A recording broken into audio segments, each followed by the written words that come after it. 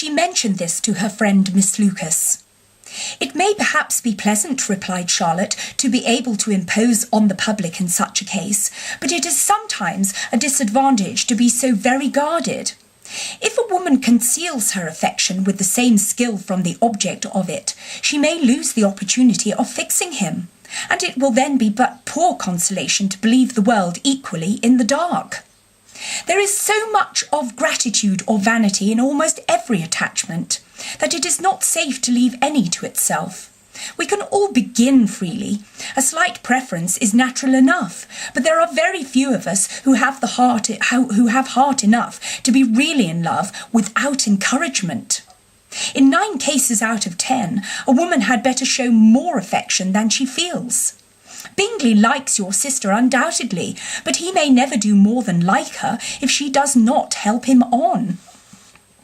But she does help him on as much as her nature will allow. If I can perceive her regard for him, he must be a simpleton indeed not to discover it too. Remember, Eliza, that he does not know Jane's disposition as you do. But if a woman is partial to a man and does not endeavour to conceal it, he must find it out. Perhaps he must if he sees enough of her. But though Bingley and Jane meet tolerably often, it is never for many hours together, and as they always see each other in large mixed parties, it is impossible that every moment should be employed in conversing together. Jane should therefore make the most of every half hour in which she can command his attention. When she is secure of him, there will be leisure for falling in love as much as she chooses.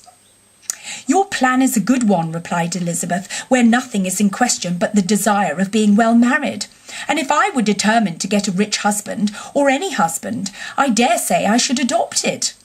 But these are not Jane's feelings. She is not acting by design. As yet, she cannot even be certain of the degree of her own regard, nor of its reasonableness. She has known him only a fortnight. She danced 4 dances with him at Meryton. She saw him one morning at his own house, and has since dined in company with him 4 times. This is not quite enough to make her understand his character. Not as you represent it. Had she merely dined with him, she might only have discovered whether he had a good appetite. But you must remember that 4 evenings have been also spent together, and 4 evenings may do a great deal. Yes, these 4 evenings have enabled them to ascertain that they both like Vendome better than commerce. But with respect to any other leading characteristic, I do not imagine that much has been unfolded." "Well," said Charlotte, "I wish Jane success with all my heart, and if she were married to him tomorrow, I should think she had a good chance of happiness, as if she were to be studying his character for a 12-month. Happiness as marriage is entirely a matter of chance. If the dispositions of the parties are ever so well known to each other, or ever so similar beforehand, it does not advance their felicity in the least. They always continue to grow sufficiently unlike afterwards to have their share of vexation, and it is better to know as little as possible of the defects of the person with whom you are to pass your life. You make me laugh, Charlotte, but it is not sound. You know it is not sound, and that you would never act in this way yourself." Occupied in observing Mr. Bingley's attentions to her sister, Elizabeth was far from suspecting that she herself was becoming an object of some interest in the eyes of his friend. Mr. Darcy had at first scarcely allowed her to be pretty. He had looked at her without admiration at the ball, and when they next met, he looked at her only to criticise.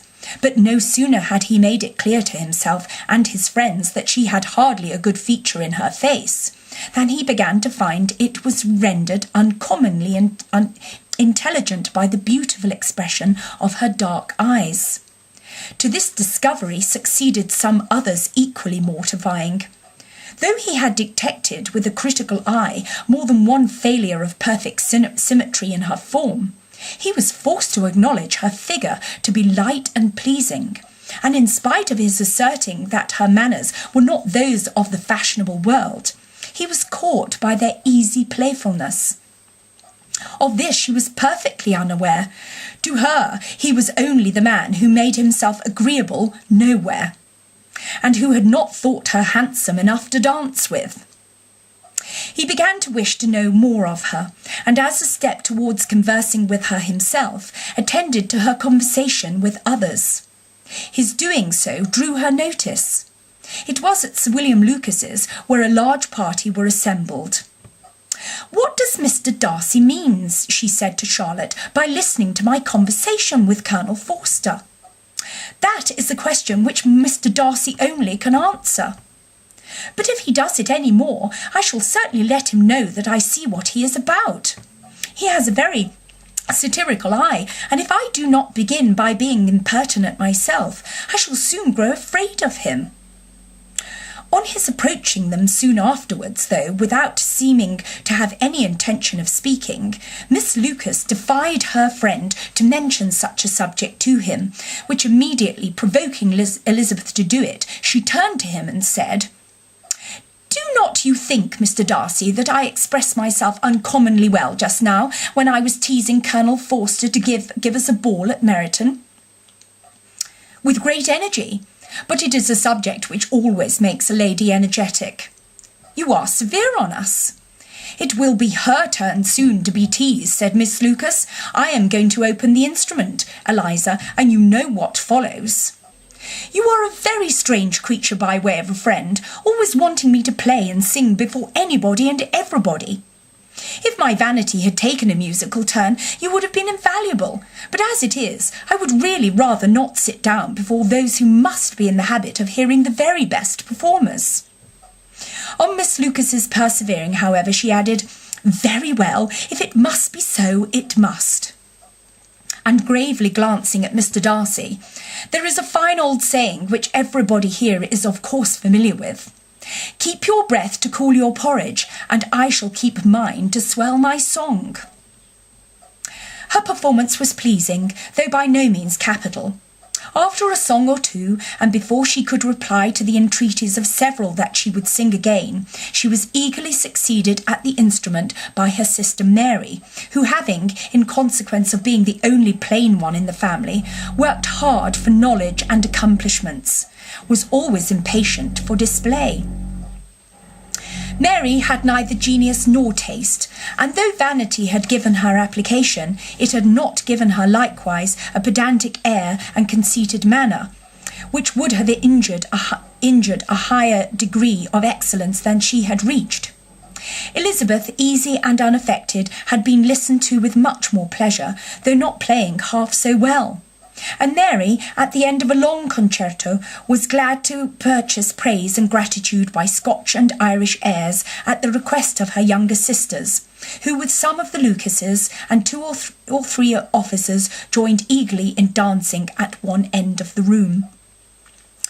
Mr. Darcy stood near them in silent indignation at such a mode of passing the evening, to the exclusion of all conversation, and was too much engrossed by his own thoughts to perceive that Sir William Lucas was his neighbour, till Sir William Lucas thus began. "What a charming amusement for young people this is, Mr. Darcy.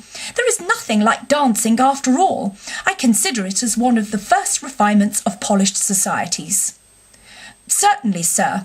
And as it has the advantage of also being in vogue amongst the less polished societies of the world, even Savage can dance." Sir William only smiled. "Your friend performs delightfully," he continued after a pause, on seeing Bingley join the group. "And I doubt not that you are an adept in the science yourself, Mr. Darcy." "You saw me dance at Meryton, I believe, sir." "Yes, indeed, and received no inconsiderable pleasure from the sight. Do you often dance at St. James's?" "Never, sir." "Do you not think it would be a proper compliment to the place?" It is a compliment which I never pay to any place if I can avoid it." "You have a house in town, I conclude?" Mr. Darcy bowed. "I had once some thoughts of fixing in town myself, for I am fond of superior society, but I did not feel quite certain that the air of London would agree with Lady Lucas." He paused in hopes of an answer, but his companion was not disposed to make any. and Elizabeth at that instant moving towards them, he was struck with the notion of doing a very gallant thing, and called out to her, "My dear Miss Eliza, why are you not dancing?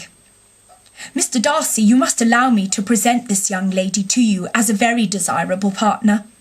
You cannot refuse to dance, I am sure, when so much beauty is before you." And taking her hand, he would have given it to Mr. Darcy, who, though extremely surprised, was not unwilling to receive it, when she instantly drew back and said with some discomposure to Sir William, "Indeed, sir, I have not the least intention of dancing. I entreat you not to suppose that I move this way in order to beg for a partner." Mr. Darcy, with grave propriety, requested to be allowed the honour of her hand, but in vain. Elizabeth was determined, nor did Sir William at all shake her purpose by his attempt at persuasion. "You excel so much in the dance, Miss Eliza, that it is cruel to deny me the happiness of seeing you, and though this gentleman dislikes the amusement in general, he can have no objection, I am sure, to oblige us of 1/2 hour." "Mr. Darcy is all politeness," said Elizabeth, smiling. "He is indeed, but considering the inducement, my dear Miss Eliza, we cannot wonder at his complaisance, for who would object to such a partner?" Elizabeth looked archly and turned away. Her resistance had not injured her with the gentleman, and he was thinking of her with some complacency when thus accosted by Miss Bingley. "I can guess the subject of your reverie." "I should imagine not. You are considering how insupportable it would be to pass many evenings in this manner in such society, and indeed I am quite of your opinion. I was never more annoyed. The insipidity and yet the noise, the nothingness and yet the self-importance of all these people. What would I give to hear your strictures on them? Your conjecture is totally wrong, I assure you. My mind was more agreeably engaged. I have been meditating on the very great pleasure which a pair of fine eyes in the face of a pretty woman can bestow." Miss Bingley immediately fixed her eyes on his face, and desired he would tell her what a lady had the credit of inspiring such reflections. Mr. Darcy replied with great intrepidity, "Miss Elizabeth Bennet." "Miss Elizabeth Bennet?" repeated Miss Bingley. "I am all astonishment. How long has she been such a favourite? And pray, when am I to wish you joy?" "That is exactly the question which I expected you to ask. A lady's imagination is very rapid. It jumps from admiration to love, from love to matrimony, in a moment. I knew you would be wishing me joy. Nay, if you are so serious about it, I shall consider the matter as absolutely settled. You will have a charming mother-in-law indeed, and of course she will always be at Pemberley with you." He listened to her with perfect indifference, while she chose to entertain herself in this manner, and as his composure convinced her that all was safe, her wit flowed long. Chapter 7. Mr. Bennet's property consisted almost entirely in an estate of 2,000 a year, which, unfortunately for his daughters, was entailed in default of heirs male on a distant relation, and their mother's fortune, though ample for her situation in life, could but ill supply the deficiency of his. Her father had been an attorney in Meryton, and had left her £4,000. She had a sister married to a Mr. Phillips, who had been a clerk to their father, and succeeded him in the business, and a brother settled in London in a respectable line of trade. The village of Longbourn was only 1 mile from Meryton, a most convenient distance for the young ladies who were usually tempted thither 3 or 4 times a week to pay their duty to their aunt and to a milliner's shop just over the way. The 2 youngest of the family, Catherine and Lydia, were particularly frequent in these attentions. Their minds were more vacant than their sisters', and when nothing better offered, a walk to Meryton was necessary to amuse their morning hours and furnish conversation for the evening. And however bare of news the country in general might be, they always contrived to learn some from their aunt.